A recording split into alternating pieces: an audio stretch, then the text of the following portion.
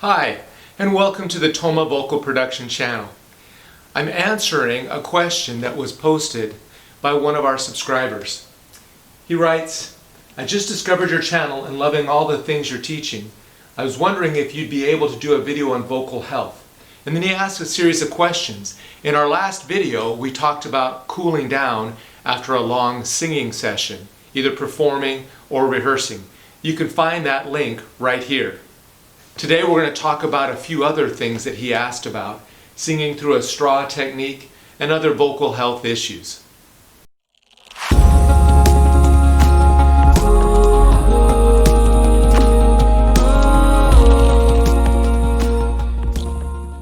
So before we get started, be sure to hit that subscribe button and the like button below. I always like to get comments from you, questions that you have about singing. So let's first talk about vocal health a little bit. There are a number of things that can affect your vocal health. Rest is one of them. I remember when I was in college studying voice, I would attend a weekly master class. And our vocal teacher there would often say that you can get up in the morning and you can fix your hair, and girls, you can put on your makeup and look good. But as soon as you open your voice to sing, we'll know if you stayed up too late last night. I think it's a great point there. If you're not getting the rest you need, it will show up in your voice. Second thing is you want to make sure that you stay hydrated. Getting lots of fluids into your body is important. Especially avoid caffeinated beverages. Caffeine acts as a diuretic and actually pulls fluid out of your body. So water is really the best thing. Another thing that can affect your vocal health are things like seasonal allergies. If you suffer from those, you may want to talk to a doctor about some possible options, either over the counter or prescription, that can help you. One thing that I struggle with is acid reflux.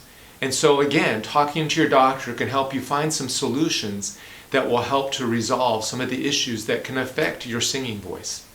And then finally, you want to be sure that you're not misusing your voice, not only when you sing, but even in your speaking voice. If you find that you are in an environment where you have to speak very loudly, for example, speaking over loud machinery, or if you're regularly performing on a stage, or if you speak a lot for your job, then you want to make sure that you're taking good care of your voice and you're watching that you're not overusing your voice or pushing it. Practice good placement of your voice even when you're speaking. Learn to raise your voice to a little bit higher of a pitch, and that helps to project your voice rather than speaking down here low on your vocal cords, especially if you're trying to project it in a large setting. And finally, the question was asked, what about medications like throat lozenges? And I would add in there things like painkillers. You want to be careful of those. It's not bad to use those on occasion, but you don't want to make it a habit to use those to mask what you're doing to your voice. If your voice is hoarse or sore, that's your body telling you that it's been misused and that it's been damaged. Listen to your body so that you learn to avoid that kind of pain and fatigue. One technique that is becoming more popular is singing through a straw technique. It's used both for singing as well as for speaking to help people to realign their phonation. All you need is a simple straw.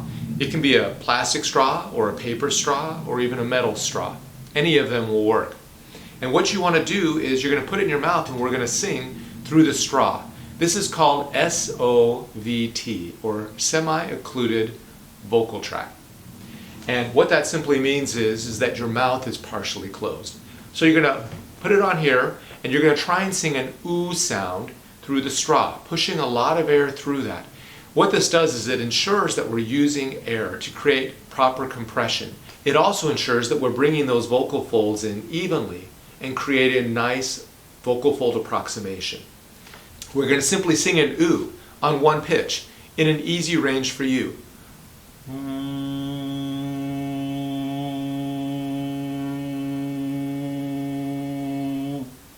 Make sure that you're not pushing any air through your nose or out the sides of your mouth. You want it to all come through the straw. Try that again.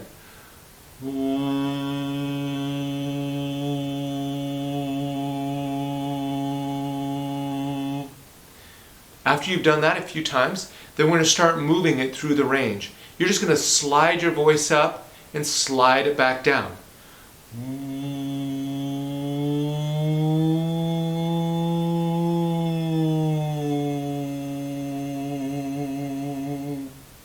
Good.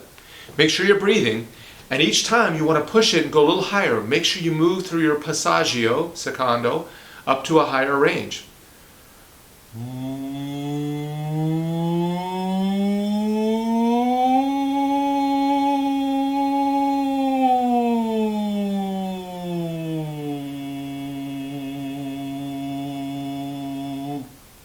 Good. You shouldn't feel any tension. That's one of the great things of this little technique here, is it helps teach your body and your mind to reduce the tension, to let go and to not grip or muscle when you go up in range, which is oftentimes common for singers to do. The other thing you can do is with the straw in the mouth is then to start to do some warm-ups. Again, working on pushing all the air through the straw and releasing any tension that you might feel here in the laryngeal structure.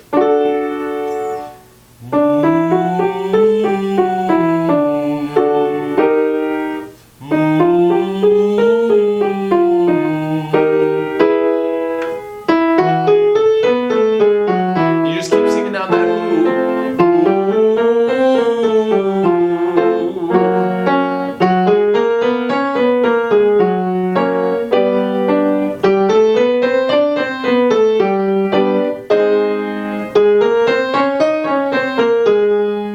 Great, etc.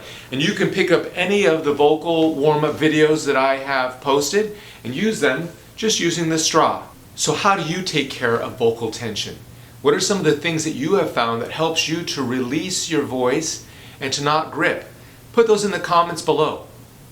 What questions do you have about releasing vocal tension? And what hurdles have you faced? I would also love to hear from you, so put those below. See you next time at the Toma Vocal Production channel.